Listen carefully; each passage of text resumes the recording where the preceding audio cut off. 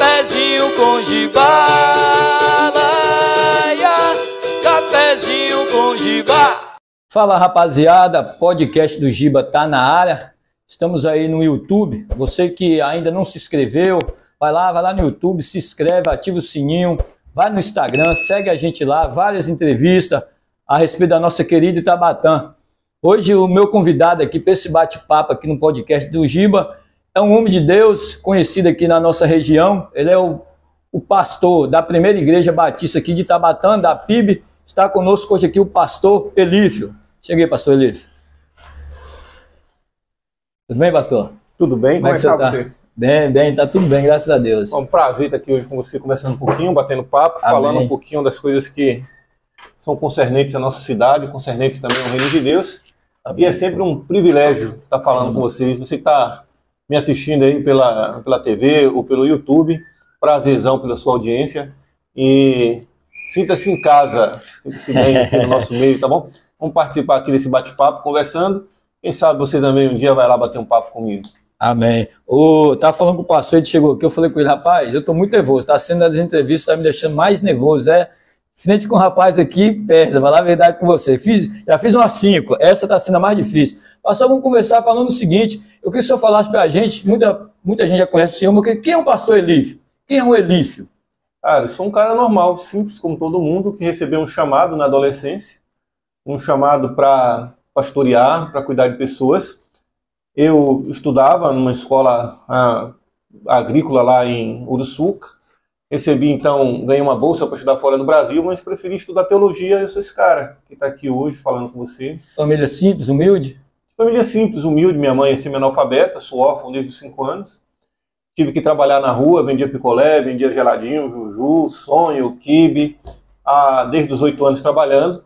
E um dia eu encontro Jesus Cristo aos 14 anos e toda a minha vida muda, a perspectiva de vida muda, a perspectiva de futuro muda. Tudo muda a partir do ponto que a gente conhece Jesus, né? Sei. Ô pastor, deixa eu perguntar ao senhor, foi um colégio, foi um ginásio, alguma coisa que levou o nome do senhor? Foi na cidade do senhor, foi isso aí? Não, na verdade eu sou de Itajuípe e meu pai, ele era um fomentador dos esportes. Sei. Então ele patrocinava lá o campeonato de futebol amador, quando era vivo, lá na década de 70 e 80, início da década de 80 e final da década de 90. Aliás, Sim. desculpa, de 70 a início da década de 80. E aí um vereador chamado Pires achou por bem homenageá-lo dando o nome do ginásio de esporte. Então o ginásio de esporte não é meu nome, é o nome do meu pai. E ao contrário dele, eu só jogo bola por 2 motivos. Ou faltava um, ou a bola era minha. Não, vamos chegar nesse assunto. Ô, pastor, já que o senhor entrou no assunto, vamos lá. O senhor já jogou bola? Tem cara de goleiro, pra falar a verdade. Você, pelo tamanho, já jogou, pastor? Na verdade, jogava quando faltava um. Então, assim, todas as vezes que faltava alguém, eu entrava até o momento que chegava outro para me substituir. Mas no gol, na linha? Nada, nunca fui muito bom de futebol, não. Já me arrisquei em jogar outras coisas, né? Pela altura, basquete, joguei um tempo. Sei. Handebol também joguei durante 2 anos. Cheguei a fazer parte do time da escola, mas futebol nunca foi minha praia, não. O senhor torce para algum time? Eu torço para o melhor time do Brasil, o Fluminense. Meu Deus, a gente também tem Fla-Flu, hein? Deixa eu pegar. Deve estar sofrendo, tá? Sofre antecipado, que o Flamengo vai ganhar do Fluminense. Você vai ver só. Vamos continuar nosso papo. Pastor, já que a gente começou a falar um pouco de futebol, o nosso tema também é futebol também, vamos falar a respeito da Bíblia também, mas rola no futebol aqui. O senhor tem alguma Copa assim que o senhor ficou marcado, o senhor assistiu pela televisão? Para mim é de 94, foi a Copa que eu assisti inteira e foi muito bom porque a gente já tinha lá praticamente 24 anos que não era campeão, eu nunca tinha visto o Brasil ser campeão, era adolescente na época e marcou o momento para mim também pelo fato de estar assistindo a Copa junto com a família, né? Romário e Bebeto? Romário, Bebeto, Tafarel, Dunga. Eu lembro. Camaradas Jorginho, essa galera, tudo branco. Márcio Silva, Leonardo. eu lembro quase todo mundo. Leonardo foi expulso de uma cotovelada. Essa Copa ficou muito gravada. Branco entra, faz aquele golaço. Gol de falta contra o Holanda, Romário. Rapaz, eu era bem moleque, eu tinha 8 a 9 anos, só que eu lembro de alguns lances, mesmo de branco aí contra o Holanda, foi um jogo muito... Romário encolhe assim, a bola passa por trás, muito top. Um jogador, pastor, que o senhor gosta assim, que o senhor é fã? acho que Ronaldo Fenômeno, né? E Ronaldinho Gaúcho. Esses dois são os melhores que eu vi jogar até hoje. Escolha certa. O meu é Ronaldinho Gaúcho, já falou certo. Tem interesse também, tá o Romário também, que jogou demais, pastor. Pelo menos é o que eu gosto. Pastor, vamos continuar o nosso papo aqui. Eu queria perguntar para o senhor o seguinte: o que significa Itabatã para o senhor? Quando o senhor chegou aqui, como que é a história do senhor a respeito de Itabatã? Primeiro, todas as vezes que eu chego a Itabatã, então sempre eu vou a Teixeira, qualquer lugar, sempre que eu chego ali, próximo ao posto, Copecarga, eu sempre cito essa frase com quem está, ou para quem está ao meu lado. Terra que mana leite e mel. Itabatã é terra de oportunidade, né? Todo mundo que eu conheço que chegou aqui, gente trabalhadora, gente que de fato pensa um pouco mais do que no presente, ele pensa também no futuro, essas pessoas cresceram. É um lugar em que poucos têm família, então todo mundo veio para cá sem uma família, veio para trabalhar, veio para construir alguma coisa. É um lugar em que as pessoas são muito receptivas, acolhedoras. Eu conheço a região inteira aqui, conheço todas as cidades da região e, para mim, não tem lugar melhor do que Itabatã.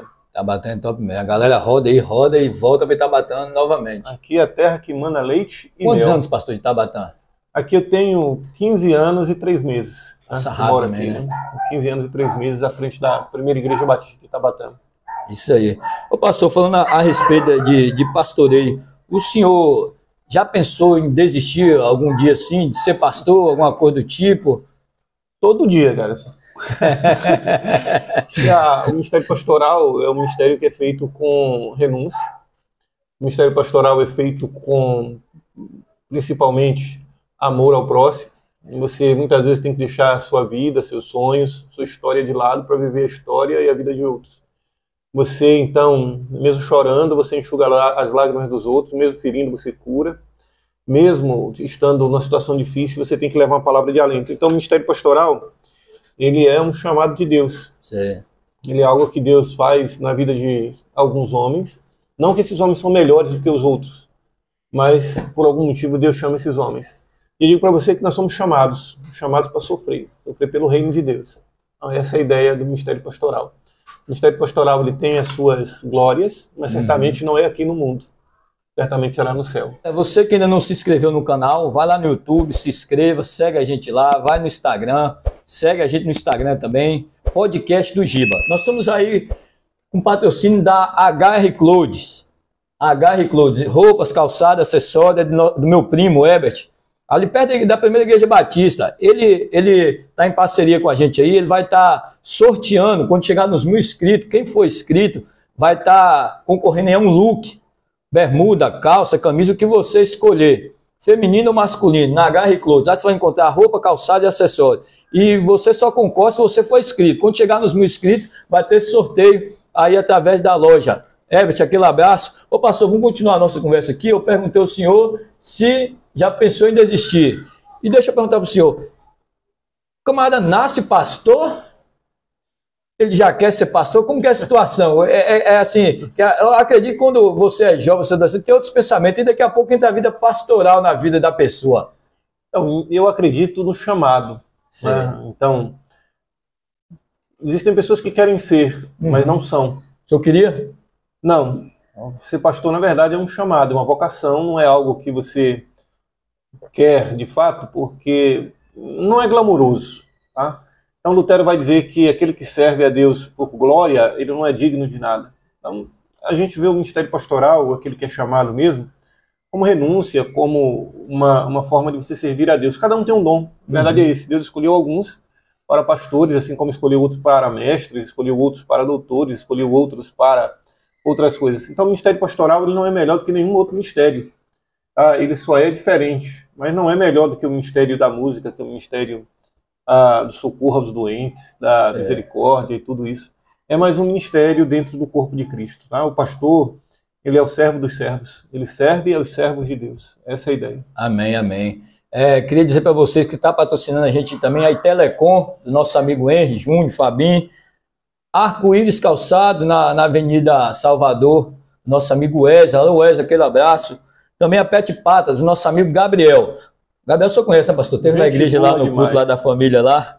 Gabriel é resenha, o médico do meu cachorro. Recomendo aí. Pode ir lá, Gabriel, gente boa demais. Pet Patas. Pastor, vamos entrar aqui no assunto. Eu vou fazer algumas perguntas do pastor, curiosidades que até mesmo eu recebi na rua. Rapaz, pergunta isso pro pastor, que eu sabia que o senhor vinha aqui. Pergunta isso pro pastor. Rapaz, vou perguntar. Vamos começar falando o seguinte, pastor, eu queria perguntar pro senhor, quem é Deus, pastor? Como que eu posso explicar a existência desse Deus que a gente não vê, que a gente só sente? Como que o senhor poderia falar com a gente hoje nesse bate-papo aqui? Quem é Deus e como eu posso provar que ele existe?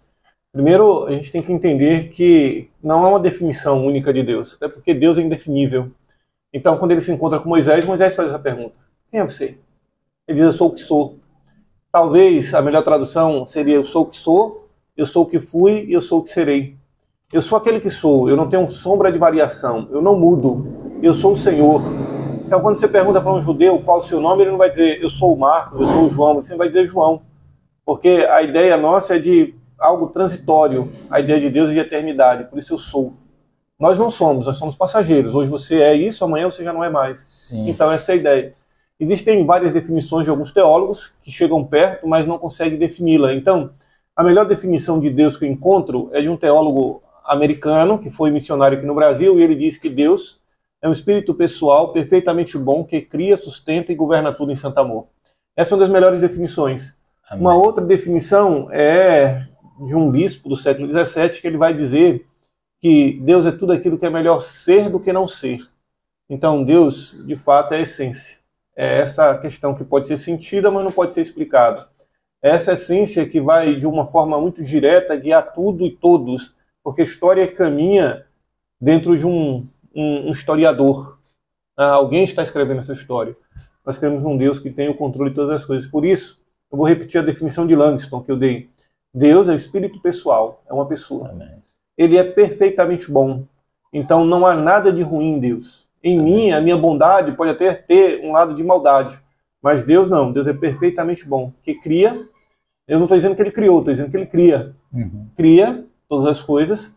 Ele sustenta todas as coisas. Então essa água que nós estamos bebendo foi a graça de Deus. Ele cria, sustenta e governa todas as coisas. Até o inferno, ali não é como alguns imaginam, o reino do mal. Ali também é o reino de Deus, onde Deus está presente com a sua ira. Amém. Que esse vídeo possa alcançar várias pessoas, possa ouvir a explicação do nosso pastor, como vai ter outros assuntos aqui. Eu acredito que Deus pode fazer esse milagre através de um vídeo, com certeza, a pessoa se converter através de um vídeo desse. Amém, pastor? Amém. Vamos continuar aqui, pastor. Pastor, já que está falando de Deus, é uma pergunta, pedido para me fazer o senhor, eu vou fazer, achei interessante também, vou fazer essa pergunta. Pastor, tem como um servo de Deus ser amigo de um ateu? Tem sim, com certeza. Na verdade... Eu falo que as luzes não se misturam com as trevas. Não, ali está falando, muitas vezes, do casamento. Está falando de uma outra relação. A questão é que, muitas vezes, nós somos exclusivistas no sentido de nos acharmos melhores do que os outros.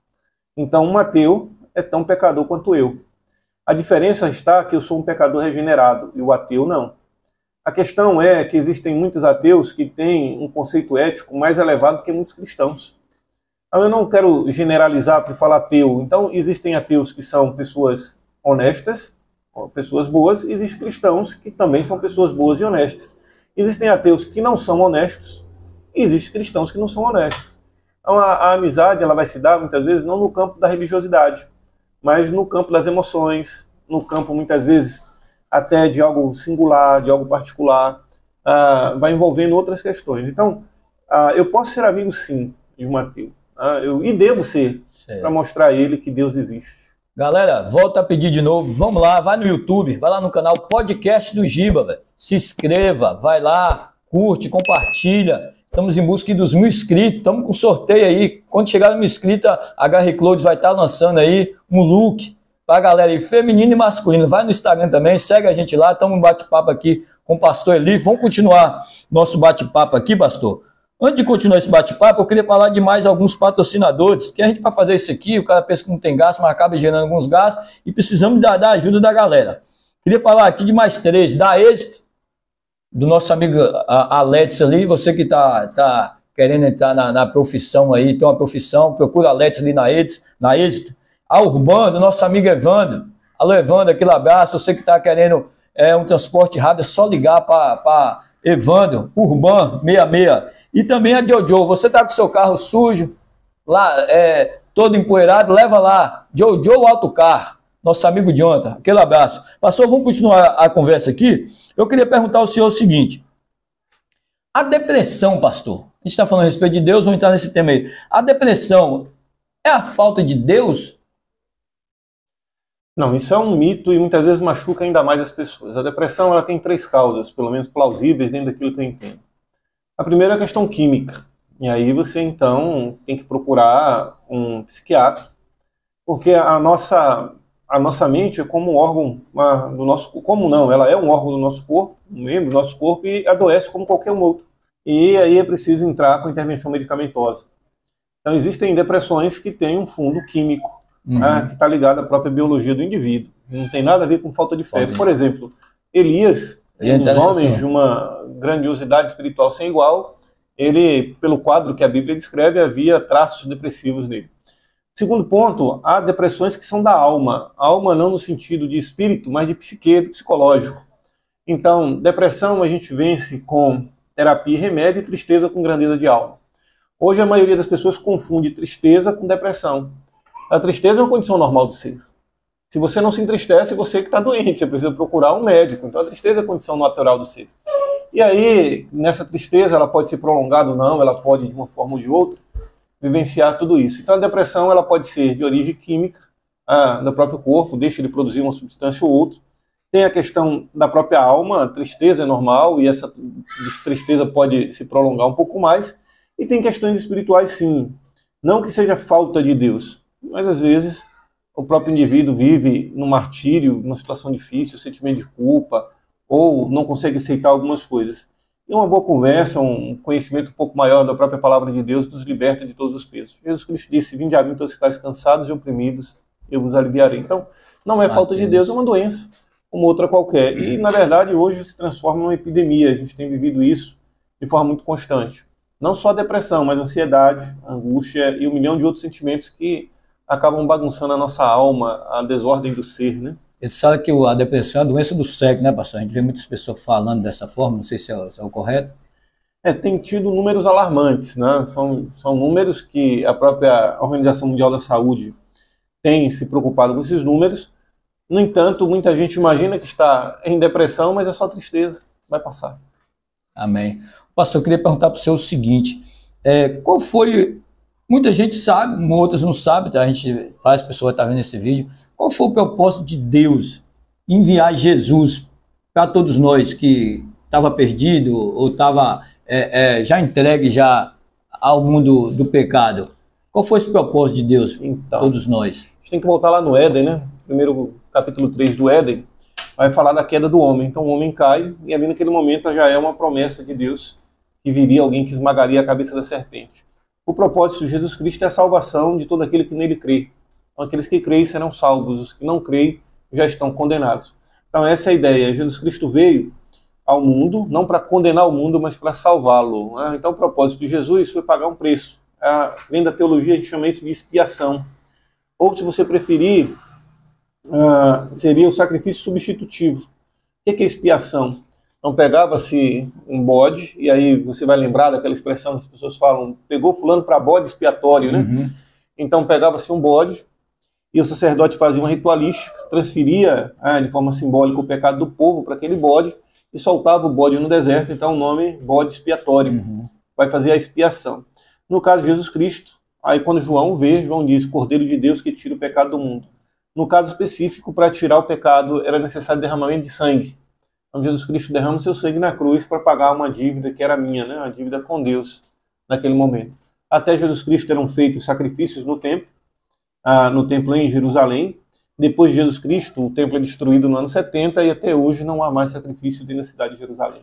Amém. O senhor falando aí, muitas pessoas falam assim, rapaz, Jesus veio, mas Jesus ficava no meio dos mais perdidos, vamos dizer assim. Você vê Maria Madalena, vem até Jesus, tem até uma passagem bíblica que Jesus está passando em Samaria, toca com aquela mulher samaritana e pede ela água. Isso que eu queria perguntar ao senhor o seguinte, e essa mulher, ela indaga Jesus, né? Como se eu sendo judeu, vai me pedir a pedir água a uma samaritana, é isso, não é isso? E assim, eu queria saber, muitas pessoas têm dúvida, Qual a diferença? Por que vamos dizer, essa discussão entre judeus e samaritanos?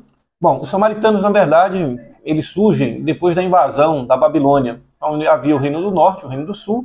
O Reino do Norte era composto pelas 10 tribos. Essas 10 tribos elas desaparecem, e nós não sabemos onde estão ainda essas 10 tribos hoje, e permanece em Jerusalém. Você vai lembrar que depois, em vez de ser chamado de Israel, são chamados de judeus ou Judá. Então permanece no Reino do Sul 2 tribos, Judá e Benjamim, mais uma parte da tribo de Levi, que eram os levitas que trabalhavam em Jerusalém. Quando Nabucodonosor invade Jerusalém, ele leva toda a população, e era comum naquele momento a Babilônia invadir uma cidade, um território, levar essas pessoas cativas, e você vai lembrar de Daniel, dentre outros que foram levados cativos, e trazia uma outra população de uma outra cidade, uma outra região para colocar ali. Então, os samaritanos vai surgir justamente dessa mistura de raças, entre aspas, né? Havia judeus que permaneceram ali, junto com as pessoas de outras nações que foram trazidas por Nabucodonosor. Quando esses judeus retornam, 70 anos mais tarde, com Esdra e Neemias, há então um preconceito com relação a eles. Então, aí a pergunta da mulher samaritana, onde é que nós devemos adorar, a questão do fato de ser eu samaritano e você está falando comigo, tudo isso que já havia um preconceito, porque eles entendiam que aqueles que estavam ali não eram dignos de serem chamados judeus, porque era uma raça misturada, né? Pessoas que vieram de outros lugares, trazidos pelo Império Babilônico, e então eles se casaram, tiveram filhos, e a cultura, entre aspas, foi contaminada, a cultura judaica. Entendi. Boa explicação aí do pastor. Tem mais patrocinador aí? Eu queria falar do Mike aqui, Açaí Plus. Carol, Mike são os donos lá do açaí, ali na esquina da praça ali, a praça ali do centro. Alô, Mike, alô, Carol, aquele abraço. Você quer tomar aquele açaí, procura o Mike, procura a Carol. Também a Naiphone celular também está nos patrocinando. Ela é uma patrocinadora aí do podcast do Giba. E também o novo patrocinador que a gente tem aí, a iBet 247, nosso amigo Ciano. Um abraço aí, Ciano, obrigado pela moral. Você que gosta de fazer seu jogo de futebol aí, suas apostas, procura Ciano. Vamos continuar com o bate-papo do pastor. A gente está falando a respeito de Jesus. Pastor, eu queria fazer uma pergunta para o senhor a respeito do Paulo. Jesus, a Bíblia fala que Paulo ele procurava aqueles que serviam ao Senhor, ele teve um encontro com Cristo e ele ficou cego, teve todo aquele procedimento com Paulo e depois ele se tornou servo do Senhor. E aí surgem algumas dúvidas. A Bíblia vai nos falar que Paulo ele tinha um espinho na carne. E surgem algumas perguntas, surgem algumas dúvidas. Isso foi pergunta de um telespectador meu, né, que gosta de assistir o canal. Sabia que o senhor veio, rapaz, eu pergunto ao pastor se você tem alguma explicação. Aquele espinho na carne de Paulo poderia ser o quê? Ninguém sabe o que era o espinho na carne de Paulo. Então Paulo escreve a carta aos Coríntios e diz que por 3 vezes orou, mas a resposta de Deus foi: a minha graça te basta. Então a grande questão não é o espinho, mas é a resposta de Deus: a minha graça te basta. Com relação ao espinho na carne, há algumas especulações. Alguns entendem que é a própria cegueira de Paulo, então Paulo já não escrevia as cartas. E aí fica algo interessante, né? Paulo tinha o dom de cura, mas não cura a si mesmo nem a Timóteo, mostrando que o dom podia ele ter o dom, mas apenas Deus pode operar o milagre. E alguns imaginam que, como eu falei, podia ser a cegueira de Paulo. Paulo já não escrevia, quem escrevia para ele era Silas, ou Silvano, é o mesmo indivíduo, né? Só a variação de nomes. Outros vão dizer que é o próprio temperamento de Paulo, mas não se sabe o que é. É algo que, na verdade, machucava Paulo e ele tinha dificuldade para lidar com essa limitação dele. Então, tudo que vier a falar é especulação. Entendi. Boa parte dos teólogos entendem que era a questão da própria cegueira. Amém. Tá respondida a pergunta aí. Pastor, ainda falando ainda de Jesus, muitas pessoas entendem e outras não. Jesus veio, foi o Cordeiro, foi crucificado, e hoje não precisamos mais estar fazendo ritual nenhum, né, para pedir perdão, uma coisa do tipo. Eu queria que o senhor falasse como que era antigamente para a pessoa ser perdoada, como que era feito o sacrifício. A gente sabe do Cordeiro, mas aquelas pessoas que não tinham condição, que não tinham Cordeiro, como que elas faziam para fazer sacrifício? Pronto. Era muito simples, eles podiam levar também 2 rolinhas ao templo, tá? Então eles compravam rolinha ou acabava aprisionando, e assim era feito. E havia também o sacrifício coletivo, que era feito, como eu falei para você, uma vez por ano. A questão financeira não excluía ninguém no templo. Então havia um número muito grande de rituais e de ritualísticas, né? Em função de tudo isso.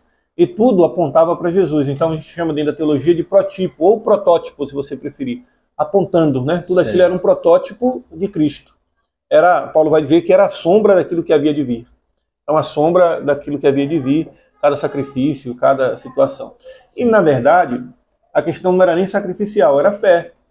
Era a fé do indivíduo. Não era a questão do sacrifício em si, é se ele acreditava naquilo ou não. Então, as pessoas do Antigo Testamento foram salvas também pela fé, porque ninguém conseguiu, de fato, guardar toda a lei. A fé na vinda do Messias. Então, o Cordeiro, naquele momento, no Antigo Testamento, simbolizava o Messias, e de forma tal que se concretiza na encarnação do Verbo, né? O Verbo se fez carne, que é Jesus Cristo, nosso Senhor. O senhor entrou aí falando aí da salvação. Eu queria perguntar ao senhor o seguinte: aquelas pessoas que não tiveram encontro com Cristo, que a gente teve oportunidade há muitos anos atrás, que não viu falar, como essas pessoas vão ser julgadas, pastor? Como vai ser a situação dessas pessoas? Paulo diz em Romanos que os que sem lei pecaram, sem lei também serão julgados. Então, a dimensão do julgamento vai ser diferente. Veja que Jesus Cristo disse assim, que haverá menos rigor para Sodoma e Gomorra do que para Tiro e Sidom. Então, a dinâmica do julgamento vai ser diferente. Como será, a Bíblia não deixa claro, mas vai haver uma dinâmica diferente, até porque Deus é justo. Sei, dentro do tema também, a pergunta aqui também, a pessoa pediu para me perguntar ao senhor o seguinte: a pessoa, quando ela morre, já morreu muita gente, como que fica a situação dela? Ela está dormindo? Como está a situação daquela pessoa até o fim, até acabar, até a vinda do Cristo, nosso Salvador? A Bíblia diz que quando o homem morre, segue-se o juízo. Aí eu vou contar uma história para você, que é uma história muito simples, o rico e Lázaro. A Bíblia diz que Lázaro morre e é levado ao seio de Abraão. Diz que o rico morre e é sepultado. A palavra sepultura ali pode ser Sheol, pode ser Hades, e de fato na nossa tradução é Hades, que quer dizer mundo dos mortos. Não necessariamente o inferno, mas mundo dos mortos. E aí a Bíblia diz que Lázaro já era consolado e o rico era atormentado. Então morreu. Aquele que morre em Cristo continua em Cristo. Não tem essa questão de sono da alma, não tem nada disso. Morreu, fechou os olhos aqui e se abre na eternidade. Aqueles que têm a vida eterna gozarão eternamente da presença de Deus. Quem não tem a vida eterna estará distante eternamente da presença de Deus. E aí a Bíblia dá o nome a esse lugar de Geena, né, no original, que quer dizer que é inferno. Entendi. Ô pastor, e assim, é uma dúvida minha também, tem pessoas que já nascem com a condenação e outros já nascem para salvação, alguma coisa do tipo, que a gente vê o próprio Judas, como foi a situação dele, você poderia explicar isso para a gente? Pessoas que já nascem já para aquela condenação? Eu vou citar duas correntes teológicas que se debatem aí desde o tempo de Santo Agostinho e Pelágio, né, lá dos primeiros séculos. Existe uma corrente chamada calvinista e arminiana. Os arminianos entendem que o homem tem um livre-arbítrio e ele escolhe se ele quer ir para o céu ou não, se ele entrega a sua vida a Jesus ou não. Já os calvinistas entendem que Deus predestinou alguns para irem para o céu, abandonando, ele não predestina ninguém para ir para o inferno, mas ele abandona alguns no inferno, preteriu, esse é o termo técnico, então preteriu alguns, os deixando ali. Aí você pergunta, alguns já nascem predestinados para o céu ou para o inferno? Eu acredito que Deus escolhe, e a própria Bíblia diz que a escolha é dele, né? Mas essa é uma questão que vai alimentar muito tempo, e quem quiser saber um pouquinho mais, me procura lá na igreja, dá uma ligada para mim, passa a mensagem que a gente vai tentando responder. Mas basicamente essas duas correntes teológicas, o arminiano e o calvinista. Um entende que o homem tem o livre-arbítrio, que pode escolher, o outro entende que foi Deus quem escolheu. Amém. A gente já está acabando aqui. Queria dizer que foi um prazer ter o pastor aqui, esse bate-papo. Algumas pessoas vão aprender bastante, que nem eu falei, eu acredito que através dessa palavra aqui, pessoas possam ser salvas, pessoas possam ser curadas através da palavra de Deus. Antes de acabar aqui, pastor, a gente está vendo muitas coisas acontecendo, guerra, rumores de guerra. O senhor acha que está chegando ao fim, está mais próximo do que nunca? Bom, isso é evidente. Agora, o que a gente tem que lembrar é o seguinte, guerras e rumores de guerra. Sempre existiram guerras, sempre existiram rumores de guerra. A questão está na intensidade disso, né?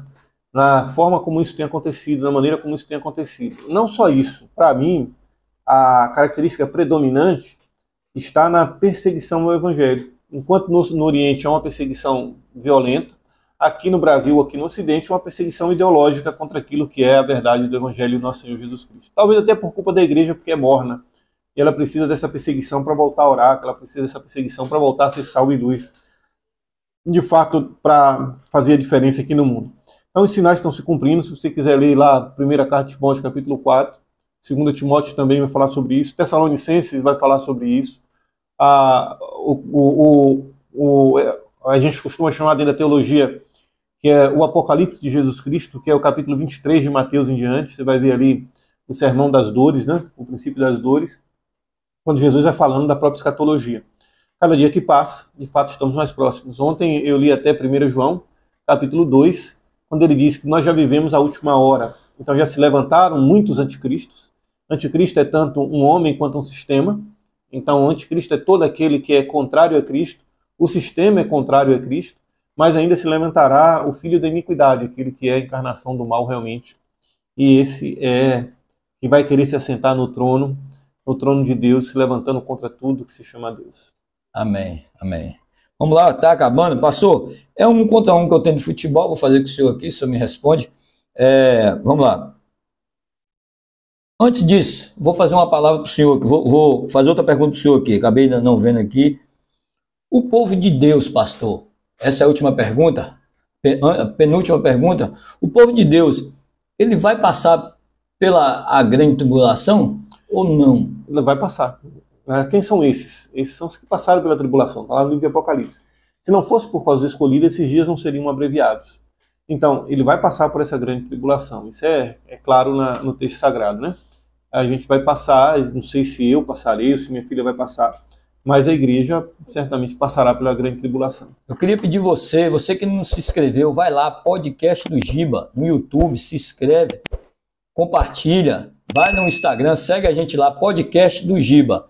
Lembrando que vai ter o sorteio aí, quem for, os primeiros 1000 inscritos vai ter um sorteio concorrendo um look, ali na HR Clothes, nosso amigo Herbert, valeu? Vamos lá, pastor. Pastor, Antigo Testamento ou Novo Testamento? Novo Testamento. Um livro do Antigo Testamento. Eclesiastes. Do Novo. Mateus. Amém. Um versículo da Bíblia, pastor. Porque Deus amou o mundo de tal maneira que deu seu Filho unigênito para que todo aquele que nele crê não pereça, mas tenha vida eterna, né? João, Amém. capítulo 3, 16. Amém. Um discípulo, pastor. Pedro. Se pudesse o segundo, seria João. Um personagem bíblico que não seja nem discípulo nem Jesus. Elias. Elias é um homem fascinante. Elias. Homem sujeito às mesmas paixões que nós. A história de Elias é muito linda. A história de Elias é... Vamos lá, um hino. Mas eu sou a musical, cara. Eu não sei cantar. Mas sabe, eu gosto muito do hino 370, né? Vivo feliz porque sou de Jesus. Amém. Uma parábola. A parábola... Gosto muito da parábola do rico e Lázaro, que eu citei aqui. Né? E gosto muito da parábola das pessoas insensatas, que Jesus conta que ele contava história triste, ninguém chorava, tocava flauta e ninguém dançava, né? Amém, amém. Uma conversão na Bíblia. Uma conversão, acho que é de Pedro, porque ele leva 3 anos e ainda não era convertido. Jesus disse assim, quando você se converter, apacenta minhas ovelhas. Quer dizer, 3 anos caminhando com o pastor dos pastores, com o mestre, e ainda assim não era convertido, né? Então você perceba que tem muita gente que caminha com Jesus, mas ainda não conhece Jesus de fato. E Pedro andou, né, pastor? 3 anos. 3 anos. Era do círculo íntimo, né? Um milagre, pastor, na Bíblia. A ressurreição de Cristo. Né?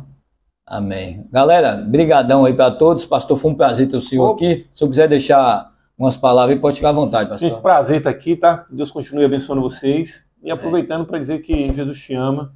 Abraça Jesus e não solta não, porque não tem coisa melhor do que servi-lo em espírito e em verdade. Deus abençoe, tá, tchau, até mais. Valeu, tamo junto.